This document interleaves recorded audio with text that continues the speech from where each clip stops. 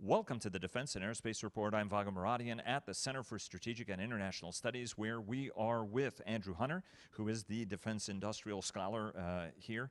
Andrew, obviously, you are one of the people who's paying very close attention to the Goldwater-Nichols reforms.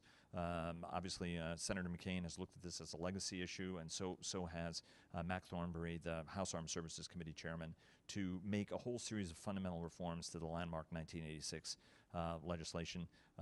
John Hamry, who heads CSIS, is one of the voices who's chimed in that it was, as one of the principal authors of it, hey, we need to reconsider it. From a defense acquisition perspective, last year was major changes, shifting greater authority to the military services, taking authority away from Frank Kendall, the Undersecretary for Acquisition. You're watching this space very closely. What are some of your concerns, and what do you think the priorities have to be coming out of this process? Well, Vago, it's a pleasure to talk to you again, as always. I think there's three really fundamental debates that are currently in play in the 2017 NDAA. It's, as you suggested, really a historic change in the offing in defense acquisition.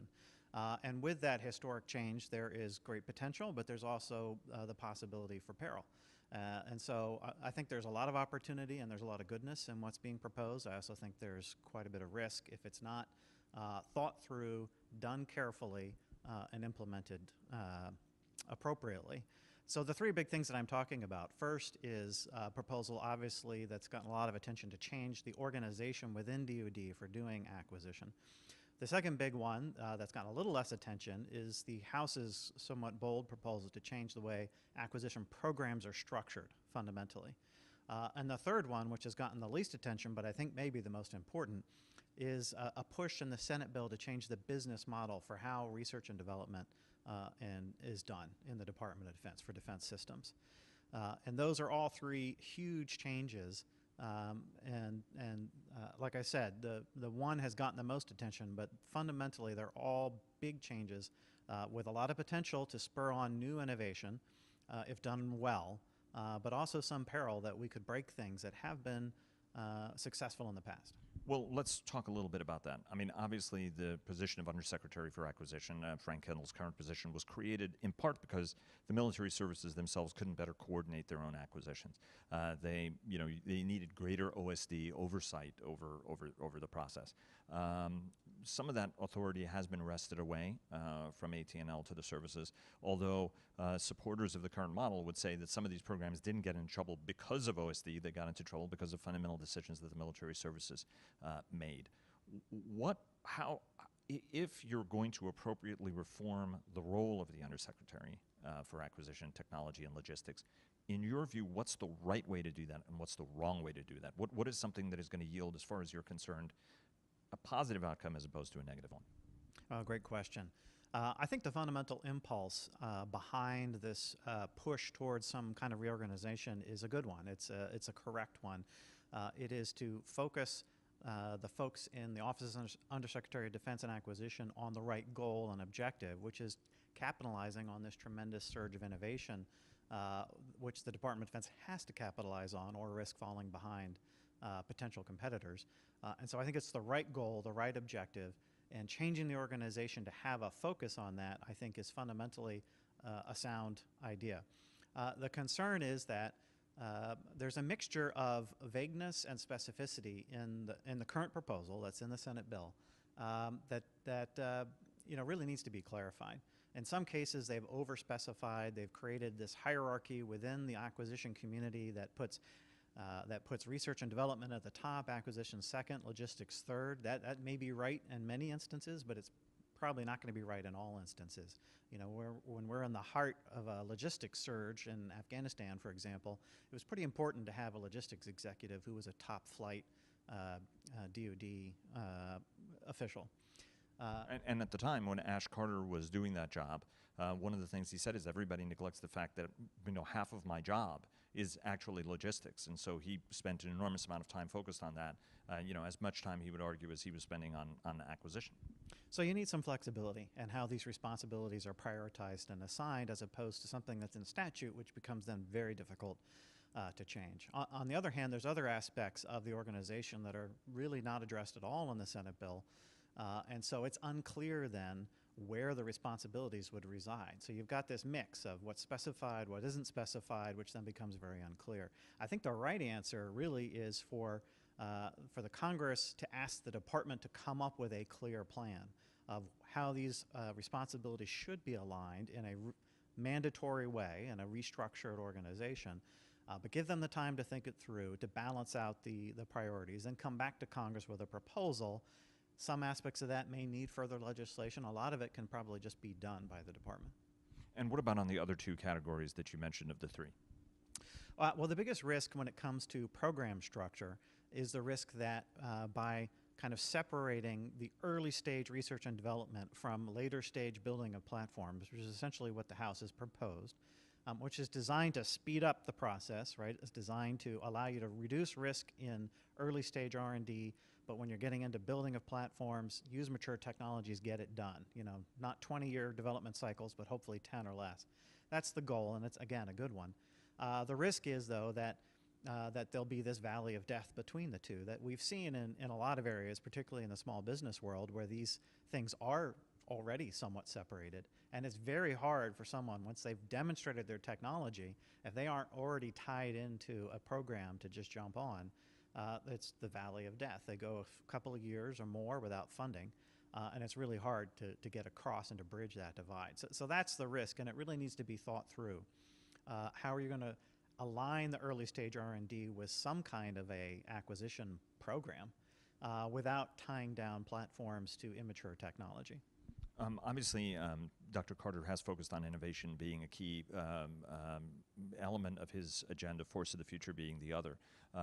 And the DIUX idea, the Defense Innovation Unit experimental idea, now has been proliferated. It's in Boston. There are going to be many more sites that are going to be introduced over time as well. But one of the feedback, you know, when you talk to a Silicon Valley guy or an innovator, one of the issues that they raise is that the department simply doesn't move fast enough. So any time scale that you're looking at doesn't match any of the timescales that we're looking at, whether it's on an investment scheme or just the survival of the company, much less the valley of death part of it that you mentioned. And the other thing that they will say is that there's no first mover advantage. So if I bring a really good idea to DoD, for example, DoD is going to compete that idea, and so I, as the guy who may be the original innovator, won't be able to monetize and benefit from that spark of innovation. Are any of the changes that are being proposed aimed at addressing the demand by the innovators, the very community that the department is trying to attract, to address their concerns on how to accelerate programs, but also to reward sole source in a sense, which is something that is generally anathema to how the department awards contracts? Well, there are some provisions in the House bill in particular that deal with intellectual property. And at the end of the day, the problem you described, the first mover problem, really boils down to intellectual property. If a firm is going to have to give up its intellectual property in order to do business with DoD, it can't have the first mover advantage. That intellectual property will potentially go to others, which is not only means they don't get a first mover advantage in the defense market, but they could potentially lose some advantages in the commercial market. So that's a no-go. Especially when the department does technology leveling, where it goes, hey, that's a great idea, I'm also going to give it to the other guy in order to bring his bid up, for example, but which may have other attractive elements. Now, that's always been a fear. I would have to say there's not a whole lot of cases people point to and say, hey, look, here's where it's actually happened.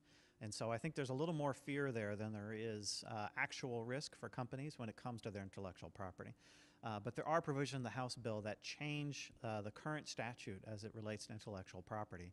And again, I think there's a lot of potential in that if commercial firms could be persuaded that there are protections for them, all to the better. On the other hand, it's a very complex area of law. And so get a little bit wrong and you could drive commercial businesses even farther away from defense innovation. And one of the advantages of having an undersecretary for acquisition who also happens to be a lawyer. But how do you grade the department's efforts to attract new talent to the department? I mean, how do you grade the entire DIUX effort? Obviously, they did a reset. The department's view is that we reset it, as part of a logical improvement. There were some people who said, look, it's addressing some of the sort of fundamental challenges that the organization faced. How do you grade the overall effort and the progress that's being made specifically to attract those early stage innovators the department's interested in? I think if you look at any individual element, the temptation is to give it a low grade or a gentleman's C, if you will, because every individual initiative has its warts, and it also, many of them have successes. But I would say overall, I give it a pretty good grade. I'd give it a B plus, maybe an A minus, because so much of the conversation now is focused on innovation. And that was not the case 3-4 years ago. It was really not the case. And that conversation, that communication between the department and industry, on the one hand, you can say, well, it's all just talk. Yeah, but you know, we've been in this town talking about the need for the department and industry to talk more and to get on the same page and understand each other's needs and requirements for years. And to a certain extent, that's now happening. So I think overall, it is a positive. The question is, how long does the conversation sustain itself in the absence of real business arrangements that come through? And that kind of brings me to that third big topic I mentioned of the business model for innovation, for research and development. And here's another case where the Senate is essentially proposing that we need to have a new business model for research and development, one that will attract Silicon Valley startups, other innovators who aren't going to go the old traditional, you know, we'll do a fully cost reimbursable contract, we'll take 20 years to get it done, and we're going to really limit our risk, which is the way that the old school system has worked. Now, the risk, however, and what the Senate proposed is, we don't really understand that new business model yet. We don't have it all defined in detail, and we haven't seen a lot of examples where that different kind of approach and commercial firms coming aboard has worked. It's been one of the big criticisms of DIUX. So it seems to me a bit premature to say we're going to take the cost reimbursable model, which has in fact given us, you know, it took a man to the moon, it's given us the B-2 bomber, it's given us kind of the suite of systems that we have today, and say we're not going to use that anymore. You know, it's a little early to kind of jump off the bridge, so to speak. But how do you, you know, it's one thing for Congress to say that it wants things to go faster, but invariably it's Congress and congressional oversight and legal restraints that actually prohibit you from moving as quickly as you'd like. The department is pathologically terrified of having John McCain beat the daylights out of them, for example, over something that could be construed as a no-compete contract award, you know, understanding that quite a lot of contracts eventually become sort of, you know, sole source awards, but certainly not at the very beginning of them. You know, how does Congress, lawmakers and staffers respond to the criticism that it's in fact the Hill and lawmakers that cause some of these fundamental problems, cause the slowness, cause the excessive reporting requirements in order for people to just cover their own butts ultimately and not end up in front of a congressional hearing getting the daylights beaten out of them by a tough lawmaker like John McCain? Well, and I think this is where, for the Hill, there's a real challenge. And as you know, I spent a lot of time on Capitol Hill in a previous life. You spent a couple of years up there. You know, the challenge is, do they want to focus the department on, you know, compliance, process, rules and procedures, or do they want to take more of a commander's intent approach and say, these are the principles, these are their objectives. If you're striving towards and meeting those objectives, then the question of whether, you know, the screw that I bought was a 50-cent screw or it should have paid 25 cents for it, ultimately we don't care. I think I've shown my cards. You know, I think I've always migrated more towards taking the commander's intent approach. The purpose of statute is to lay out broad principles. And that's where I think, again, the push from both sides of the Hill towards a focus on innovation is a positive, because if we embrace that focus and they make it clear that that's the objective, you know, then a lot of the sort of compliance audit mentality, you know, doesn't disappear. We still need that. But it becomes less important or less significant if, you know, every single last piece of, you know, cost has been wrung out of something. If you're getting something innovative and you're getting it on the time frame you want, and it's a price that the Congress is willing and the department both are willing to pay, you know, that's a positive outcome. Andrew Hunter of the Center for Strategic and International Studies, thanks very much. Thank you.